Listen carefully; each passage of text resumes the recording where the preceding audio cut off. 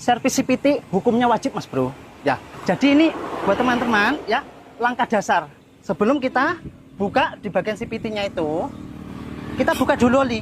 Kalau memang mau diganti olinya. Nah, fungsinya apa? Supaya dalam proses kita membongkar CVT ini sama menunggu jeda waktu, oli itu terkuras habis. Ya Mas Bro. Nah, lihat seperti yang saya lakukan ini. Coba kalau memang jenengan bisa mempraktekkan ini, mudah-mudahan bengkelnya ditandai orang ya. Nah, jadi kita bongkar dulu sementara olinya itu keadaan menetes ya. Nah, lihat Mas Bro, kenapa saya bilang hukumnya wajib? Itulah sifatnya CVT itu, ada ruang yang namanya ruang hisap, juga ruang hembus keluar. Nah, ini dia. Nah, ini yang orang yang nggak tahu ya, biar tahu ya.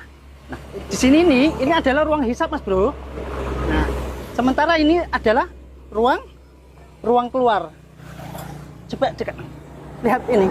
Nah, lihat kalau sepeda motor jenengan ya, kalau dicek sudah lama tidak diservis, lihat ini Mas Bro. Ini bahkan sampai tersumbat.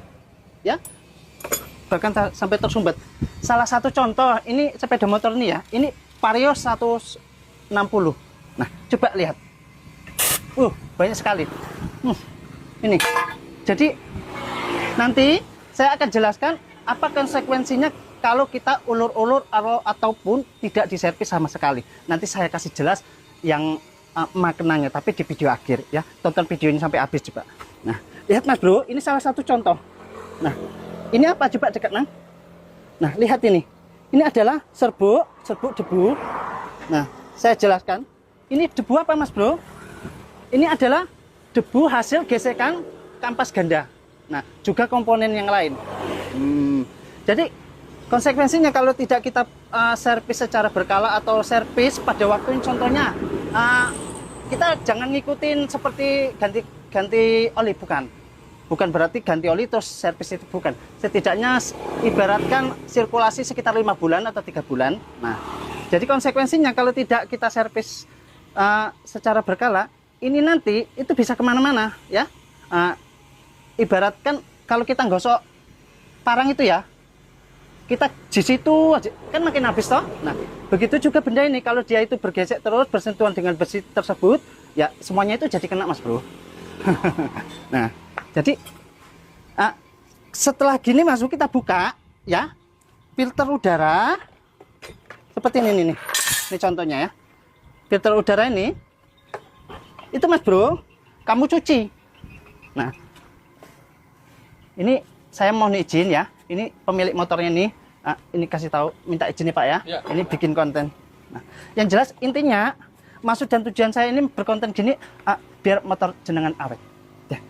Ini kita cuci.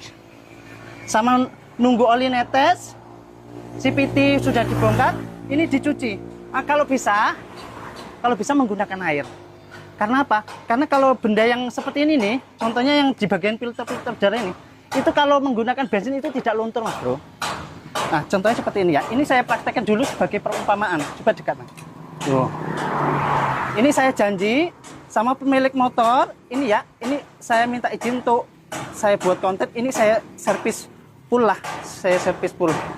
Nah, saya sebenarnya kurang enak juga ini. Keadaan ada konsumen itu konsumen tuh. Nah, biar pilih dulu. Nah, itu mandor dari pengunjung, tapi masih nunggu ya. Nah, jadi gini Mas Bro, nanti ini dilanjutkan. Ini dilanjutkan, jangan sampai mengenai ini, ya. Nah, baru nanti kamu basuh. Kalau saya kan punya ini toh, saya punya ini.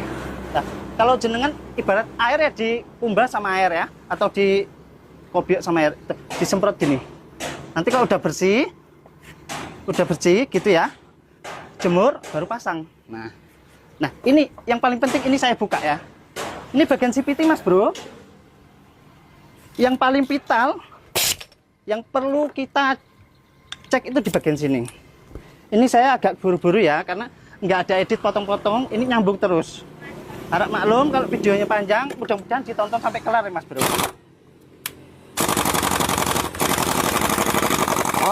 Nah, ini saya kasih tahu. Lah ada kelihatan kan? Nah, inilah baru dirasa-rasain tadi. Nah, ketepatan ini dibongkar baru kelihatan sumber masalahnya tuh. Nah, jadi seperti ini dia konsekuensinya Mas Bro. Kalau kita tidak servis CVT secara rutin, nah coba lihat nah dekat. Tekan. Ini kena gesek kan? Nah, ini intinya ini sudah minta ganti ya.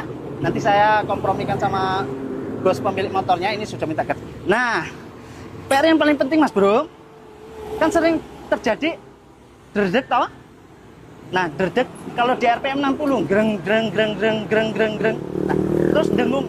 Kalau dengung itu ya bagian ini, bagian transmisi. Tapi kalau yang greng greng greng, nah itu yang paling penting. Kenapa kita harus rutin? Di saat kita itu menyervis ya, ini tidak saya praktekkan karena belum saya bersihkan. Tapi kasih petunjuk lah dulu ya, supaya paham. Nah, ini harus dibersihkan Mas Bro, atau dikasih grease. Coba dekat Mas sini. Nah, jadi kalau yang di RPM 60 itu terasa greng greng greng, itu adalah di sini ya.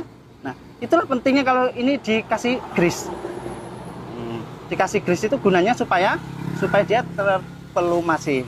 Nah, ya. Jadi apalagi yang perlu dibahas? Yang jelas intinya kalau cara kerja seperti ini, kalau jenengan itu buka bengkel ya, ini adalah trik langkah dasar. Artinya kita menanganinya itu kita sesuaikan dengan kualitas produk motornya. Ini tahun tinggi toh, sudah jelas. Motor kalau tahun tinggi, nah itu pemiliknya itu pengen dilus-lus, ya kan? Nah ini pengen dilus-lus. Artinya kita itu harus penanganan yang serius. Contohnya sepeda motor MX, ya baru keluar nih, yang nggak mungkin toh kita keprok-keprok, pakbuk gitu toh. Nah filosofinya, intinya yang terbaik, gitu loh. Nah, mudah-mudahan ini bisa menginspirasi. Doakan saya murah rezeki, panjang umur, sehat selalu. Amin ya rabbal alamin. Assalamualaikum warahmatullahi wabarakatuh.